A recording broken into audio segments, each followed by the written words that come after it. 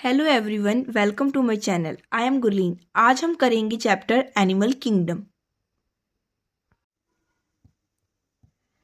अब हम पढ़ना स्टार्ट करते हैं चैप्टर एनिमल किंगडम। क्या लिखा हुआ है? Basis of classification. In spite of differences in structure and form of different animals, there are fundamental features common to various individuals in relation to the arrangement of cells, body symmetry, nature of coelom, patterns of digestive, circulatory, or reproductive system. These features are used as the basis of animal classification and some of them are discussed here. क्या बोला गया है कि हम कोई भी animal को जब क्लासिफाई करते हैं तब आप देखते हैं कि उसमें कौन से ऐसे फीचर्स हैं जो क्या आ रहे हैं, कॉमन आ रहे हैं। अब उसमें सेल का अरेंजमेंट भी कॉमन आ सकता है, उसकी बॉडी सिमेट्री भी कॉमन आ सकती है, नेचर ऑफ सिलोम भी कॉमन आ सकता है, डाइजेस्टिव सिस्टम का पैटर्न, सर्कुलेटरी सिस्टम का पैटर्न और रिप्रोडक्टिव सिस्टम का पैटर्न भी क्या आ सकता है, कॉमन आ सकता है। अब हमने एनिमल किंगडम को किन किन बेसिस पे क्लासिफाई किया है? बेसिस भी यही है, हमने किया है अरेंजमेंट ऑफ सेल के बेसिस पे, बॉडी सिमेट्री के बेसिस पे, नेचर ऑफ सिलोम के बेसिस पे, patterns of digestive system, circulatory system and reproductive system के बेसिस पे क्या किया है, क्लासिफाई किया है।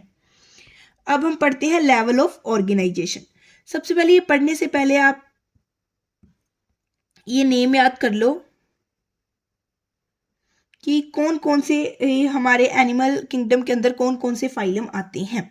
सबसे पहले आता है पोरीफेरा, फिर आता है सिलेंट्रेटा,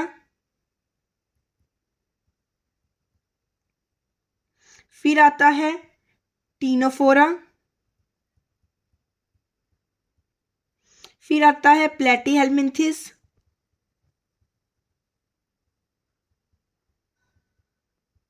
फिर आता है एस्कीहेल्मिन्थिस,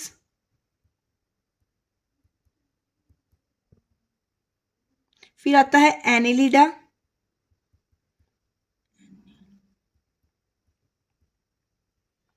फिर आता है आर्थ्रोपोडा,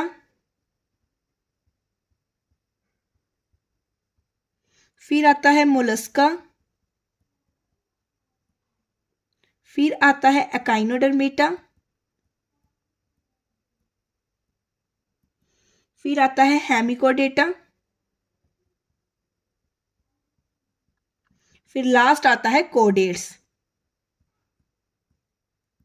याद रखना है ये जो है पोरीफेरा सबसे प्रिमिटिव टाइप के हैं, और सबसे एडवांस टाइप का फाइलम कौन सा है, कोडेटा। कोडेटा क्या है, सबसे एडवांस है, उसमें भी हम ह्यूमन बींग्स क्या है, सबसे एडवांस्ड हैं। अब हम करते हैं क्लासिफाई। क्या बोला गया? दो all the members of Animalia are multicellular. ये क्या होते हैं, एनिमल्स क्या होते हैं, मल्टीसेलुलर होते हैं, यूकैरियोटिक ऑर्गेनिजम्स होते हैं, और मोड ऑफ न्यूट्रिशन कैसा होता है, हेट्रोट्रोफिक होते हैं। याद रखना, all of them do not exhibit the same pattern of organism of cells. क्या कहते हैं कि हर एक ऑर्गेनिज्म, हर एक animal same pattern of organisation को एग्जिबिट नहीं करता है। फॉर एग्जाम्पल देखा जाए, in sponges the cells are arranged as loose cell aggregates. मतलब स्पॉन्जिस के अंदर क्या होता है,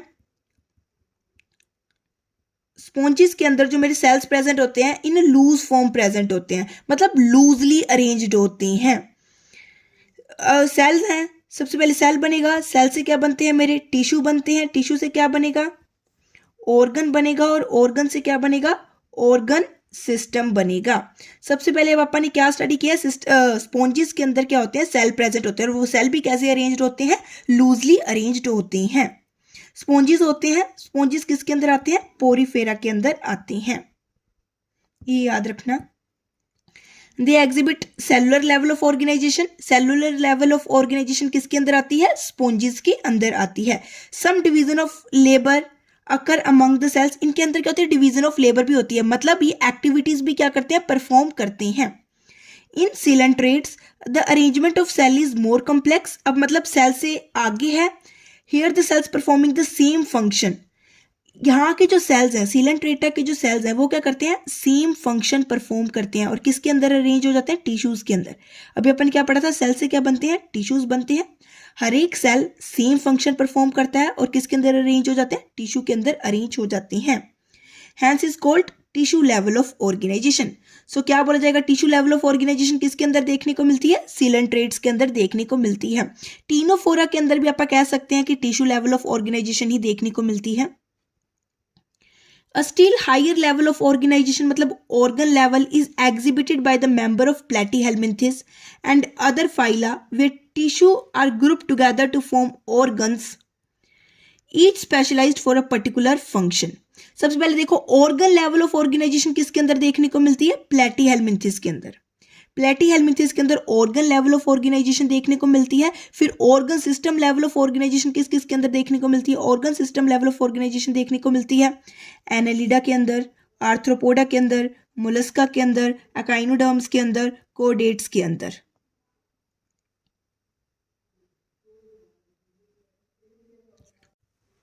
this pattern is called organ system level of organization. Organ systems in different groups of animals exhibit various patterns of complexities. For example, the digestive system. अब अपन ने पहले क्या पढ़ा, अपन ने क्लासिफिकेशन पढ़ी on the basis of level of organization कि कुछ ऐसे एनिमल्स होंगे जो सेलुलर लेवल एग्जिबिट करेंगे, कुछ ऐसे होंगे जो टिश्यू लेवल एग्जिबिट करेंगे, कुछ ऐसे होंगे जो ऑर्गन लेवल एग्जिबिट करेंगे और कुछ ऐसे होंगे जो organ system level of organization क्या करेंगे, एग्जिबिट करेंगे। हमने ये पढ़ा। अब हम क्या पढ़ेंगे, अब हम नेक्स्ट पढ़ेंगे on the basis of digestive system. Digestive system के बेसिस पे पढ़ेंगे। देखो डाइजेस्टिव सिस्टम के बेसिस पे क्या होता है, The digestive system in Platyhelminthes has only a single opening to the outside of the body that serves as both mouth and anus and is hence called incomplete. Incomplete digestive system के अंदर क्या बोला गया है कि जो मेरा incomplete digestive system होता है उसके अंदर क्या होता है, सिर्फ एक सिंगल ओपनिंग ही प्रेजेंट होती है। क्या होती है, सिंगल ओपनिंग ही प्रेजेंट होती है और इस ओपनिंग के थ्रू ही वो खाना खाते हैं और इस ओपनिंग के थ्रू ही वो एक्सक्रीट आउट करते हैं। मतलब एक सिंगल ओपनिंग है, इसके थ्रू ही वो खाना खाएंगे और इसके थ्रू ही वो क्या करेंगे, एक्सक्रीट आउट करेंगे। और ये incomplete type of digestive system किसके अंदर पाया जाता है, प्लेटीहेल्मिंथेस के अंदर पाया जाता है।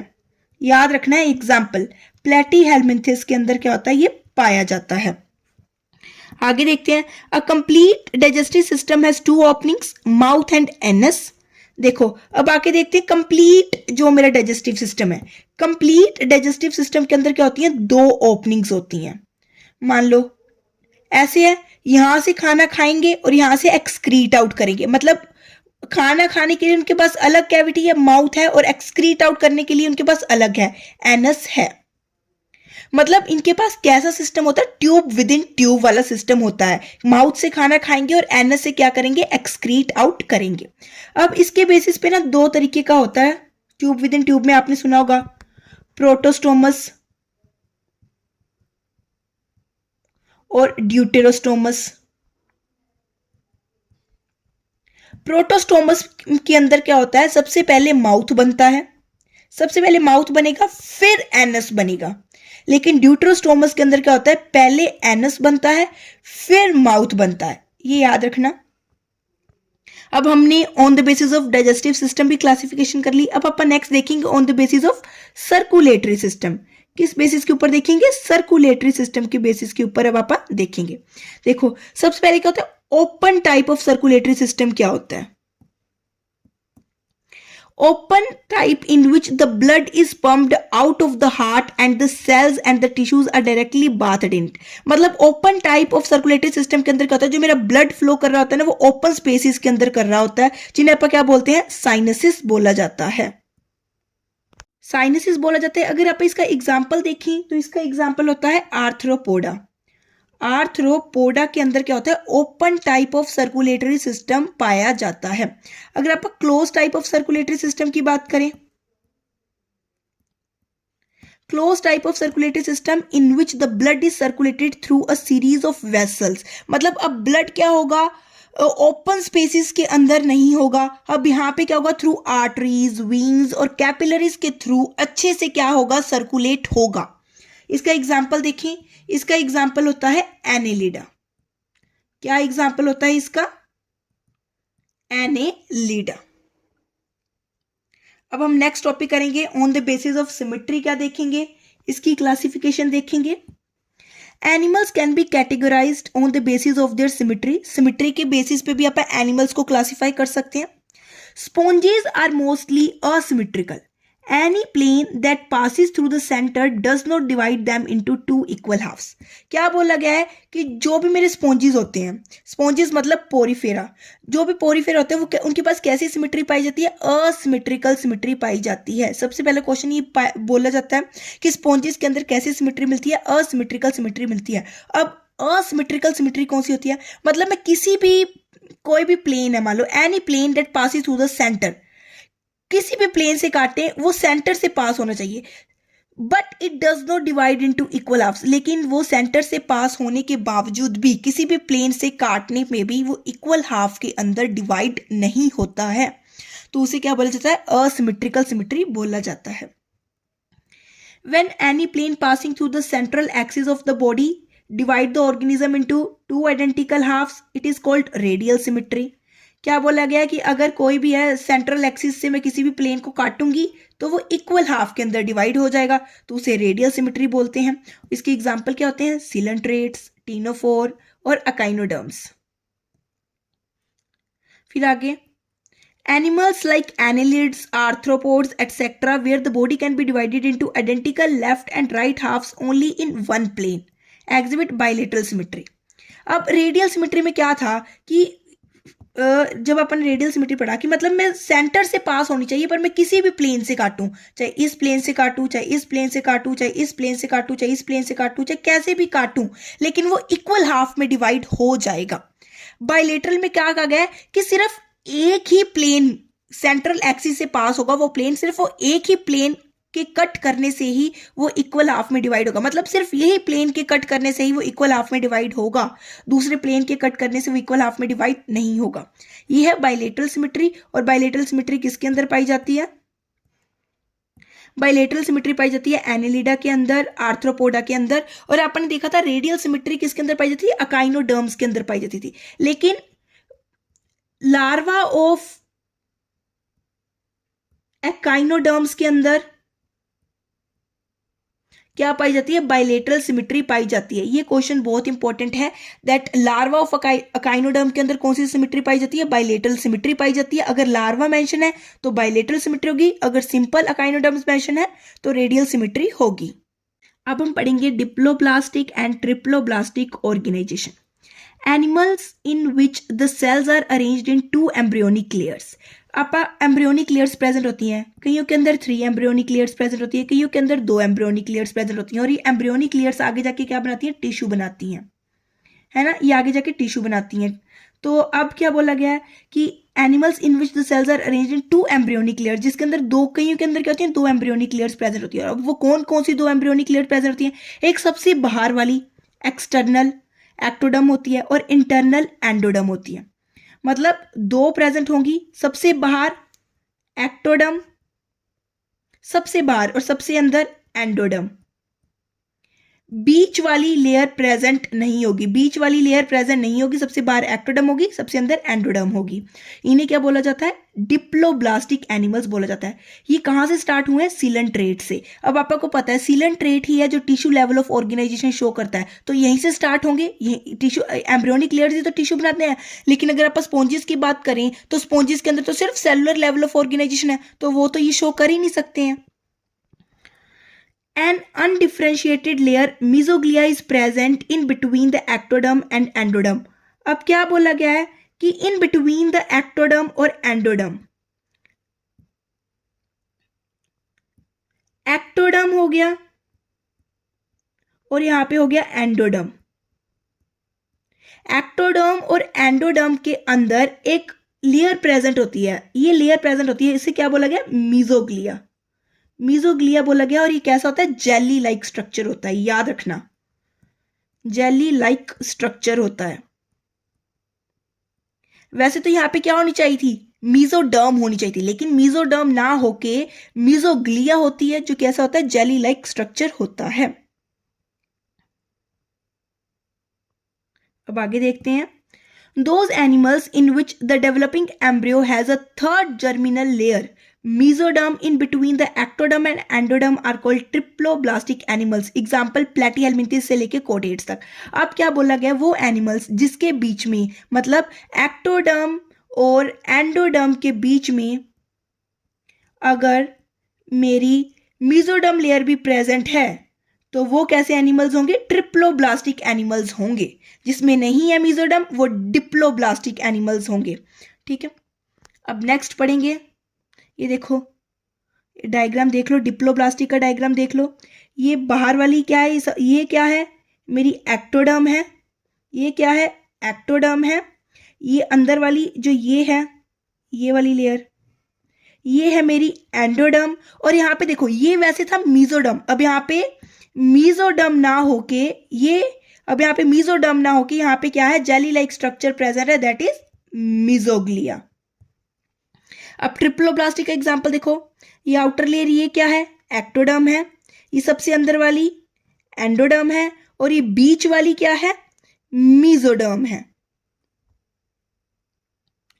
अब हम नेक्स्ट करेंगे सिलोम। सिलोम क्या होता है, सिलोम एक कैविटी होती है जो किससे सराउंडेड होती है, मीजोडर्म से सराउंडेड होती है। देखो, प्रेजेंस और absence of a cavity between the body wall and the gut wall is very important in classification. The body cavity which is lined by mesoderm is called coelom.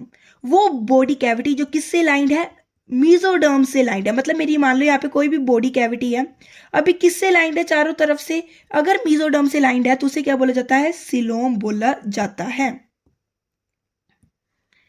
Animals पोसेसिंग coelom, जिनके अंदर coelom present होता है उन्हें क्या बोला जाता है, coelomates बोला जाता है। एग्जाम्पल देखो, जो सिलोमेट्स कौन कौन से होते हैं जिनके अंदर सिलोम प्रेजेंट होता है, एग्जाम्पल आ जाएंगे annelids, mollusca, arthropoda, echinoderma, hemichordata and कोडेटा। याद रखना कि वो एनिमल्स जिसके अंदर सिलोम प्रेजेंट होगा वो सिलोमेट्स होते हैं। कहाँ से स्टार्ट होते हैं, एनेलिडा से स्टार्ट होते हैं, एनेलिडा से स्टार्ट होते हैं। एनेलिडा के बाद वाले जितने भी हैं कोडेट तक, अप टू कोडेट तक सब क्या होंगे, सिलोमेट्स ही होंगे। नेक्स्ट देखो, अब यहाँ पे साथ साथ डायग्राम भी देख लेते हैं, सिलोमेट का डायग्राम देख लो। ये क्या है मेरी, ये क्या है मेरी कैविटी है, कैविटी को ही क्या बोला जाता है, सिलोम बोला जाता है। अब ये तो क्या है, एक्टोडर्म है, ये क्या है मेरी मीजोडर्म, ये भी क्या है, मीजोडर्म है। अब देखो जो मेरी कैविटी है वो यहां से भी मीजोडर्म से सराउंडेड है, यहां से भी मीजोडर्म से सराउंडेड है। अब क्या है, ये चारों तरफ से मीजोडर्म से सराउंडेड है ना, तो ये क्या हो जाएंगे, सिलोमेट्स हो जाएंगे, क्योंकि इनके अंदर कैविटी प्रेजेंट है। In some animals the body cavity is not lined by mesoderm. अब कई एनिमल्स के अंदर बॉडी कैविटी लाइंड नहीं होती है मीजोडर्म से, instead the mesoderm is present as a scattered pouches in between the ectoderm and the endoderm. Such a body cavity is called pseudocoelom and the animal possessing them are called pseudocoelomates. अब क्या होता है कि कई animals की जो body cavity होती है वो मीजोडर्म से लाइंड नहीं होती है। मीजोडर्म कैसे प्रेजेंट होता है, in the form of scattered pouches की फॉर्म में, मतलब यहाँ पे हो गया, थोड़ा सा यहाँ पे हो गया, मतलब स्कैटर्ड पाउचेस की फॉर्म में क्या होता है, वो प्रेजेंट होता है। कहाँ पे, इन between the ectoderm and endoderm. Animals को जिनकी बॉडी कैविटी क्या होती है, लाइंड नहीं होती है मीजोडर्म से, स्कैटर्ड पाउचेस प्रेजेंट होते हैं मीजोडर्म के, उन्हें क्या बोला जाता है, सीडोसिलोमेट्स बोला जाता है। अब याद रखना सीडोसिलोमेट्स का एग्जाम्पल क्या है, एक ही एग्जाम्पल है, वो याद रखना है, एसके हेलमिंथिस। क्या एग्जाम्पल है, एसके हेलमिंथिस। नेक्स्ट देखते हैं, the animals in which the body cavity is absent. अब बॉडी कैविटी ही एब्सेंट है, बॉडी कैविटी प्रेजेंट ही नहीं है, उन्हें क्या बोला जाएगा, असिलोमेट बोला जाएगा। एग्जाम्पल आ जाएगा प्लेटीहेलमिंथिस। अब आपने याद रखना है, असिलोमेट का एग्जाम्पल होता है प्लेटीहेलमिंथिस। असिलोमेट मतलब जिनके अंदर बॉडी कैविटी एब्सेंट होती है। असिलोमेट के बाद आप देखते हैं सीडोसिलोमेट्स। सीडोसिलोमेट्स का भी सिर्फ एक ही एग्जाम्पल है, एस्कल हेलमिंथिस। अब बाकी जितने भी बचे वो किसके अंदर आ जाते हैं, सिलोमेट्स के अंदर आ जाते हैं। अब ये देख लेते हैं, सिलोमेट मतलब, सिलोमेट अपन डिस्कस कर लिया था। सीडोसिलोमेट देखो कि in the form of scattered pouches की फॉर्म में प्रेजेंट है। अब असिलोमेट के अंदर देखो, ये एक्टोडर्म हो गया, ये मीजोडर्म हो गया, ये एक्टोडर्म हो गया, ये मीजोडर्म हो गया और ये एंडोडर्म हो गया। अब यहाँ पे तो कोई बॉडी कैविटी प्रेजेंट ही नहीं है। अब यहाँ पे देख रहे हो कि कोई भी बॉडी कैविटी प्रेजेंट ही नहीं है, मतलब मेरी बॉडी कैविटी क्या है यहाँ पे एब्सेंट है, तो ये क्या हो जाएंगे असीलोमेट्स हो गए। एग्जाम्पल अपन ने क्या देखा था, प्लेटीहेल्मिन्थिस। अब नेक्स्ट क्लासिफिकेशन है segmentation. In some animals, the body is externally and internally divided into segments with a serial repetition of at least some organs. क्या बोला गया कि कुछ एनिमल्स के अंदर क्या होता है, जो मेरी बॉडी होती है एक्सटर्नली भी और इंटरनली भी क्या करती है, सेगमेंट्स के अंदर डिवाइड करती है, और जो कुछ अंग होते हैं, कुछ ऑर्गन्स क्या होते हैं, बार बार क्या करते हैं, रिपीट करते हैं। For example in earthworm the body shows this pattern. Earthworm के अंदर ये पैटर्न शो होता है। क्या बोला जाता है इस पैटर्न को, मेटामेरिक सेगमेंटेशन बोला जाता है, and the phenomena is known as metamerism. अब आप देखो मेटामेरिज्म याद रखना, सेगमेंटेशन क्या होता है, सीधा ये लाइन उठ के आती है कि in some animals the body is externally and internally divided into segments with a serial repetition of at least some organs. पूछा जाता है ये क्या चीज होती है, तो आपने याद रखना है सेगमेंटेशन होती है। अब बात करते हैं, जो बॉडी ये पैटर्न को शो करती है वो क्या बोलते हैं, मेटामेरिक सेगमेंटेशन होती है, और इस फिनोमिना को मेटामेरिज्म बोला जाता है। अब मेटामेरिज्म कौन कौन शो करता है, याद रखना सी से। एक ए सी हो जाएगा एनेलिडा, एक ए सी हो जाएगा आर्थ्रोपोडा, सी हो जाएगा कोडेट्स। याद रखना ये क्या करते हैं, सेगमेंटेशन मतलब मेटामेरिज्म को क्या करते हैं, शो करते हैं। अब नेक्स्ट देखते हैं नोटोकॉट। नोटोकॉट is mesodermally derived rod-like structure formed on the dorsal side during embryonic development in some animals। याद रखना है आपको, ये लाइन याद रखना है। नोटोकॉट कैसा होता है, मीजोडर्मली डिराइव्ड ऑर्गन होता है। कैसा होता है, मीजोडर्मली डिराइव्ड ऑर्गन होता है। कैसा होता है, रोड लाइक स्ट्रक्चर होता है, और कहां पाया जाता है, डोर्सल साइड पे पाया जाता है। ये लाइन सीधा सीधा उठ के आ जाती है। नोटोकॉट मीजोडर्मली डिराइव्ड ऑर्गन होता है, रोड लाइक स्ट्रक्चर होता है, डोर्सल साइड पाया जाता है ड्यूरिंग द कब एम्ब्रियोनिक डेवलपमेंट में। एनिमल्स विद नोटोकॉट, जिन एनिमल्स के अंदर क्या है, नोटोकॉट प्रेजेंट है, उन्हें क्या बोला जाता है, कोडेट्स बोला जाता है। And those animals which do not form this structure, और जो एनिमल्स ये स्ट्रक्चर नहीं बनाते हैं, मतलब जिनके अंदर नोटोकॉट नहीं प्रेजेंट है, उन्हें क्या बोला जाता है, non chordates. Porifera to echinoderms. याद रखना क्या बोला गया, एनिमल्स जिनके अंदर नोटोकॉट प्रेजेंट है उन्हें कोडेट्स बोला जाता है, and those animals which do not form this structure, जो नहीं करते हैं, उन्हें नॉन कोडेट्स बोला गया। एग्जाम्पल पोरीफेरा से एकाइनोडर्म्स तक क्या होते हैं, नॉन कोडेट्स होते हैं, जिनके अंदर नोटोकॉट क्या है, एब्सेंट है। अब देखो, अब हेमिकोडेट्स तो अपन ने पढ़ा ही नहीं। हेमिकोडेट्स के अंदर क्या प्रेजेंट होता है, हेमिकोडेट्स के अंदर क्या प्रेजेंट होता है, स्टोमोकोड प्रेजेंट होती है। ठीक है, ये याद रखना। अब क्लासिफिकेशन देख लो, जो मेरे पोरीफेरा होते हैं उसके अंदर सेलुलर लेवल ऑफ ऑर्गेनाइजेशन पाई जाती है, मोस्टली असिमेट्रिकल होते हैं और असीलोमेट होते हैं। अगर मैं बात करूँ सीलेंट्रेट और टीनोफोरा की, अपन देखा था, इसके अंदर क्या होती है, टिश्यू लेवल ऑफ ऑर्गेनाइजेशन पाई जाती है, रेडियल सिमेट्री पाई जाती है, मतलब किसी भी प्लेन से काटो तो इक्वल हाफ में डिवाइड हो जाते हैं, और असीलोमेट होते हैं। बॉडी कैविटी इनके अंदर भी एब्सेंट होती है। फिर आप बात करते हैं प्लेटीहेल्मिन्थिस की। प्लेटीहेल्मिन्थिस क्या करते हैं, ऑर्गन शो करते हैं, organ level of organization show करते हैं। ये क्या होते हैं, विदाउट बॉडी कैविटी होती है। इसके अंदर भी क्या होते हैं, ये भी क्या होते हैं, असीलोमेट्स होते हैं। इनके अंदर भी बॉडी कैविटी प्रेजेंट नहीं होती है। एस्केल हेल्मिन्थिस क्या होते हैं, बायलेटरल सिमेट्री शो करते हैं, मतलब इनके अंदर क्या होता है, विथ फॉल सिलोम। कैसा, मतलब जो मीजोडर्म होता है वो स्कैटर्ड पाउचेस की फॉर्म में प्रेजेंट होता है। अब बात करते हैं Annelida, arthropoda, Mollusca, echinodermata, hemichordata और कोडेटा, ये सब क्या करते हैं, बायलेटरल सिमेट्री शो करते हैं, और इनके अंदर क्या होता है, ट्रू सिलोम प्रेजेंट होता है, मतलब एक कैविटी प्रेजेंट होती है जो किससे चारों ओर से सराउंडेड होती है, मीजोडर्म से सराउंडेड होती है, इसलिए इन्हें क्या बोला जाता है, सिलोमेट्स बोला जाता है। ये जो है बहुत इंपॉर्टेंट है, ये आपको याद होना चाहिए। आज के लिए इतना ही। हमने एनिमल किंगडम के बेसिक, जो इसका बेसिक है वो कवर कर लिया है। अब हम नेक्स्ट क्लास से पोरीफेरा को स्टडी करना स्टार्ट करेंगे। अगर आपको कोई भी डाउट हो तो आप कमेंट सेक्शन में टाइप करके मुझसे पूछ सकते हैं। अगर आपको मेरी वीडियो पसंद आए please like and subscribe my channel. Thank you everyone.